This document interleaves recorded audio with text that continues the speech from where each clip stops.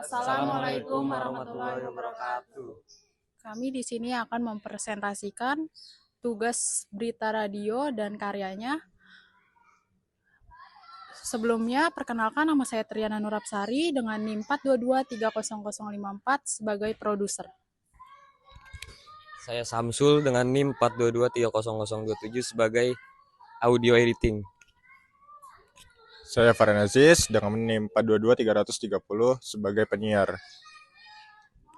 Saya Muhammad Syaftian Diyuma dengan NIM 422300022 sebagai pengarah acara. Saya dengan Nina Susanti Sombing dengan NIM 4223032. Saya sebagai penulis naskah. Di sini saya akan menjelaskan judul program radio kami. Nama program radio kami yaitu Terkam News. Terkam News memilih menyiarkan radio ini di Radio BSI. Alasannya karena Radio BSI memberikan informasi berita yang aktual dan terpercaya dan juga memberikan isu-isu informasi yang relevan bagi penting dan juga untuk mahasiswa. Menurut teori dari buku Awas Setiawan tahun 2016 yang menyampaikan bahwa radio memiliki ciri khas atau cara strategi dalam menyampaikan informasi yang aktual dan terpercaya. Selanjutnya akan disampaikan oleh Septia. Alasan kami berlima memilih nama Terkam News untuk program berita kami itu dikarenakan dalam Kamus Besar Bahasa Indonesia yang kita cari dalam Kamus Besar dalam KBBI edisi revisi 2, terkam itu artinya menerkam atau bisa dijelaskan di situ secara tiba-tiba atau secara tidak langsung. Jadi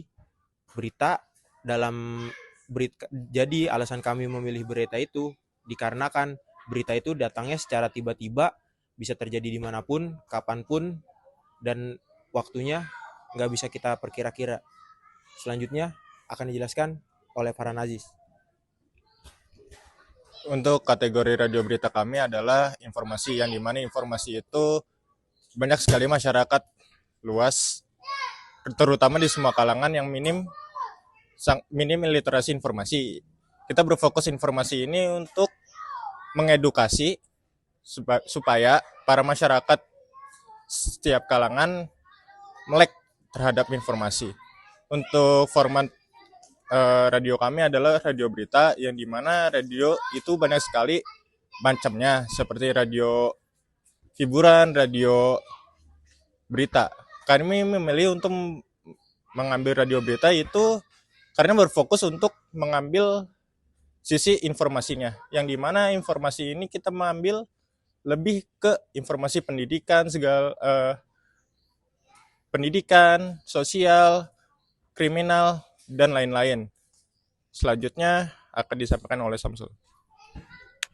Pada target audiens, menurut Rusman Latif 2017, usia dikelompokkan dari umur 0 sampai 40 tahun.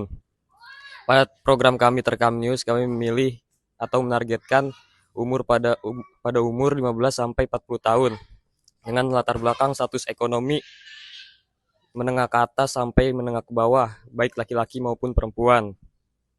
Untuk jam tayang kami memilih pukul 12 sampai jam 1. Karena pada pukul tersebut orang-orang dewasa yang memiliki rutinitas cenderung memiliki waktu senggang untuk mencari informasi yang aktual. Selanjutnya dilanjutkan oleh Nana. Baik, saya akan menjelaskan tentang karakteristik produksi program kita. Program siaran menurut Santi Indra Astuti 2017 dengan buku yang berjudul Jurnalistik Radio. Produksi siaran dibagi menjadi 2 macam, yaitu siaran langsung atau live dan rekaman atau taping. Dalam produksi Terkam News, kami menggunakan siaran langsung atau live karena dalam teknis kami di lapangan mewawancarai secara langsung narasumber dengan berita-berita yang sedang terkini pada saat itu. Berikut, saya akan menjelaskan tentang job desk saya dari pra, pro, sampai pasca produksi. Yang pertama, produser itu job desk paling penting paling penting untuk menemani teman-teman saya. Terutama di praproduksi, saya menyusun rundown, menghitung budgeting, mencari studio, menyusun dispro, dan membantu teman-teman saya meliput di lapangan, mencari narasumber di lapangan. Kedua, produksi. Produser dalam produksi membantu dan menemani teman-teman saya dalam meliput di lapangan dan juga meliput di studio. Dalam pasca produksi saya menemani editor dan teman-teman saya untuk proses editing radio, dan juga menyelesaikan dispro hasil produksi kami untuk dikumpulkan ke dosen. Selanjutnya akan dijelaskan oleh pengarah acara. Sebagai pengarah acara, tugas saya tentunya dalam praproduksi itu menyiapkan atau menemani produser dalam mencari satu buah studio sesuai arahan dari Ibu Gangan Giantika, yang dimana Ibu meminta studio kalau bisa cari yang harganya masuk sama budget kami semua. Kebetulan kami di situ juga kesepakatan bersama, kita tanya satu-satu keberatan atau tidak. Alhamdulillahnya di sini kelompok kami semuanya bisa oke setuju dengan range harga segitu. Selain itu, dalam praproduksi saya juga membantu teman-teman di lapangan untuk meliput berita secara live, menemani wawancara atau membantu editor dalam menata audio, menata suara-suara lainnya agar tidak masuk dari luar, agar tidak bocor dari luar. Dalam produksi, tentunya produksi peran saya dalam produksi itu tidak kalah penting dengan produser, karena dalam produksi saya juga harus mensiapkan control room yang tentunya dipegang sama editor. Udah gitu, selain make sure control room aman, saya pribadi juga menyiapkan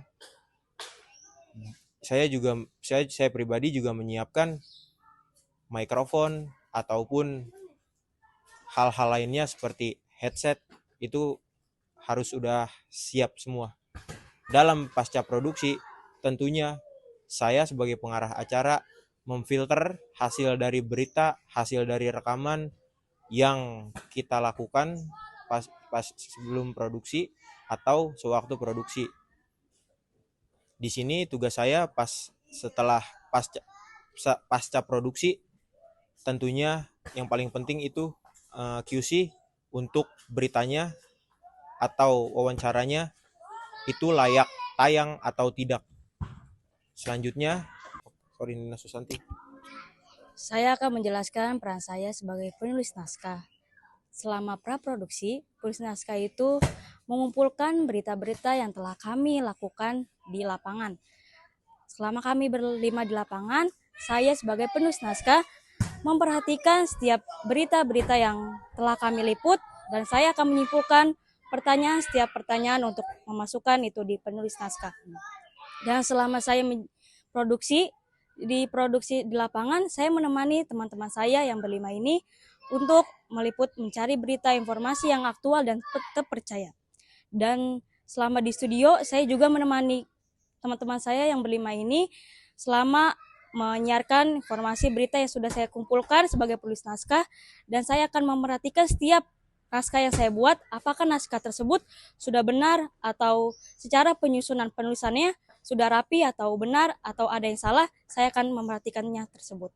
Dan selama pasca produksi, saya menemani editing, dan teman-teman yang lain juga menemani untuk melakukan editing audio rekaman yang telah penyiar suarakan melalui informasi berita yang telah saya kumpulkan. Selanjutnya saya akan serahkan kepada penyiar, yaitu Farhan Aziz. Untuk penyiar, menurut buku Hoiri Hoyima tahun 2018, penyiar atau presenter radio adalah orang yang bertanggung jawab untuk menginformasikan kepada pendengar secara tetap dan atau reguler. Untuk praproduksi pribadi, saya pribadi memilah-milih hasil penulisan naskah yang akan saya sampaikan, yaitu informasi-informasi. Untuk produksinya, saya menginformasikan apa yang telah saya pilih-pilih informasi untuk kepada pendengar, supaya pendengar paham apa yang saya informasikan. Untuk pasca produksi, terutama saya, akan memantau segala sesuatu yang telah saya sampaikan. Jika ada miskomunikasi atau miss dari saya, akan saya take ulang. Untuk tanggung jawab, menurut buku Asep Samsul, peran tahun 2023, tanggung jawab sebagai penyiar adalah orang yang menyampaikan informasi, menjaga etika penyiar, dan memantau atau menyelaraskan hasil rekaman saya supaya tidak miss. Selanjutnya akan disampaikan oleh Samsul. Saya Samsul sebagai editor audio, peran saya sebagai audio editing. Pada produksi saya membantu penulis naskah untuk menyiapkan pertanyaan-pertanyaan untuk wawancara pada saat wawancara. Dan saya membantu juga pengarah acara untuk menyiapkan alat perekam dan menyiapkan tripod dan lain-lain. Pada saat produksi saya menjaga control room untuk memfilter suara-suara pada saat reporter salah menyebutkan kata-kata. Dan pada saat pasca produksi, tugas saya adalah mengecek ulang lagi alat perekam agar suara-suara yang noise ataupun bising-bisingan agar saya edit melalui software seperti CapCut dan yang lain-lain lah.